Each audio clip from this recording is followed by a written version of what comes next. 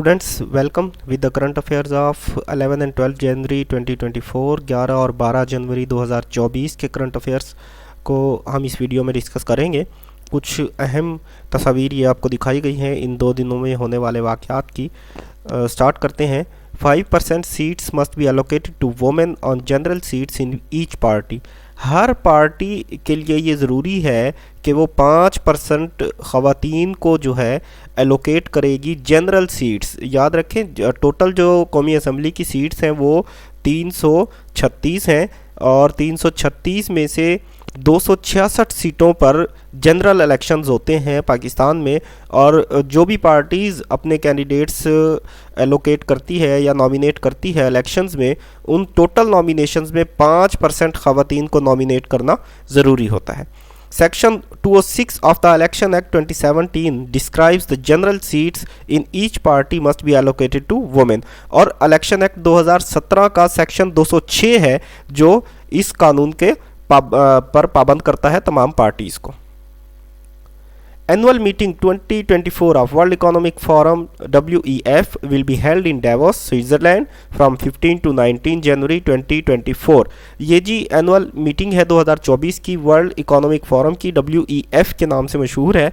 ये इस साल डेवोस में होगी, स्विट्ज़रलैंड में, 15 से 19 जनवरी 2024 के दरमियान। इसमें 100 से ज़्यादा नेशंस जो हैं वो पार्टिसिपेट करती हैं और इस बार भी ऐसा ही है। तकरीबन 100 से ज़्यादा कंट्रीज़ को इनवाइट किया गया है डेवोस वर्ल्ड इकोनॉमिक फोरम की मीटिंग में।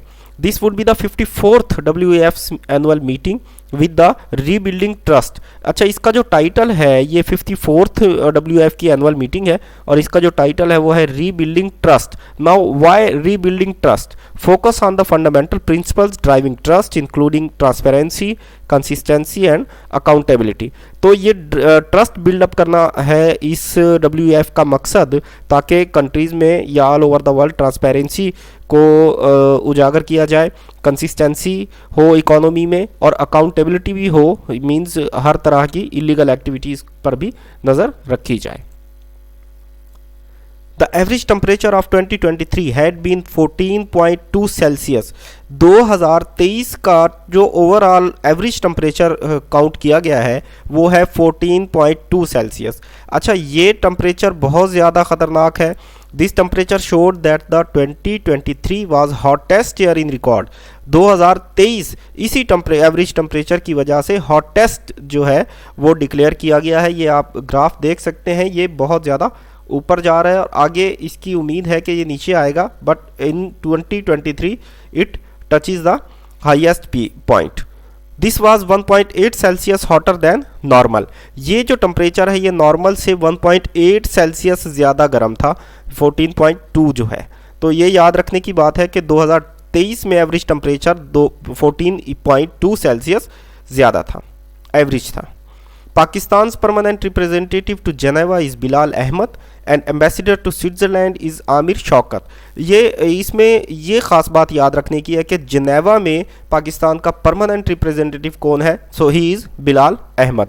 The prime minister Kakar will deliver a keynote address on the theme trade tax $1 trillion promise. Kakar साहब जो डेवोस जा रहे हैं वहाँ वर्ल्ड इकोनॉमिक फोरम की मीटिंग अटेंड करने के लिए, तो वो वहाँ एक ये भी प्रोग्राम अटेंड करेंगे जिसमें वो ट्रेड टैक्स $1 ट्रिलियन प्रॉमिस के थीम के साथ एक प्रोग्राम उन्होंने वहाँ पे अटेंड करना है with the consultancy of mister Bilal Ahmed and Aamir Shaukat. Government of Pakistan's borrowings from banks was rupees 3.716 trillion in fiscal year 2023 and rupees 3.585 trillion in fiscal year 2024, July to December 2023। अच्छा, ये फिस्कल ईयर याद रखें जी, पाकिस्तान का फिस्कल ईयर जो है वो जुलाई 1 से next year जून 30 तक होता है। सो फिस्कल ईयर 2023 हैज़ एंडेड और 1 जुलाई से फिस्कल ईयर 2024 का आगाज़ हो चुका था। सो फिस्कल ईयर 2023 की अगर बात करें तो पाकिस्तान की हुकूमत ने बैंकों से 3.716 ट्रिलियन रुपए का लोन लिया था और 2024 के इन 6 महीनों में, ये जो आप देख रहे हैं ड्यूरेशन जुलाई टू दिसंबर में, 3.585 ट्रिलियन का लोन ले लिया है।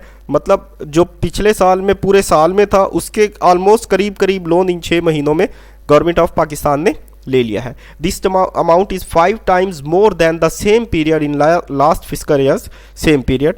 पिछले साल जो अमाउंट लोन ली गई थी उससे 5 गुना ज़्यादा है ये इन 6 महीनों का loan. Prime minister of Papua New Guinea Port Moresby, ये पोर्ट मॉर्सबे जो है आप देख रहे हैं ब्रैकेट में हम इसलिए लिखते हैं ताकि आपको कैपिटल्स याद हो जाएं। तो पापुआ न्यू गिनी का जो कैपिटल है वो पोर्ट मॉर्सबे है और इनके जो प्रेसिडेंट साहब हैं जेम्स मैरेपी डिक्लेयर्ड 14 डेज एमरजेंसी। तो 14 डेज एमरजेंसी जो है कहाँ पर लगी रिसेंटली, वो अपना पापुआ न्यू गिनी में लगी और जेम्स मैरापी इनके प्राइम मिनिस्टर साहब हैं, इन्होंने लगाई। ये लगाई क्यों थी emergency? The emergency was declare due to riots cause due to the cut in salaries में इन्होंने कटौतियाँ की थी जनाब, जिसकी वजह से वहाँ पे दंगे फसाद शुरू हुए और उसकी वजह से इनको हालात नॉर्मल करने के लिए 14 डेज एमरजेंसी डिक्लेयर करनी पड़ी। James Marape the prime minister of Papua New Guinea जिसका कैपिटल है Port Moresby. The Gravity 1 rocket was launched by China on 11 January 2024। Gravity 1 rocket जो है ये चाइना ने लॉन्च किया है 11 जनवरी 2024 को और इसकी सबसे अहम बात यह है rocket rose off the deck of a ship stations in the Yellow Sea at 12:30 AM। ये जो रॉकेट है ग्रेविटी 1 ये डेक ऑफ अ शिप से इन्होंने रोज ऑफ किया था और शिप जो जहाँ पर ठहरी हुई थी that was in the Yellow Sea. Students, thank you very much.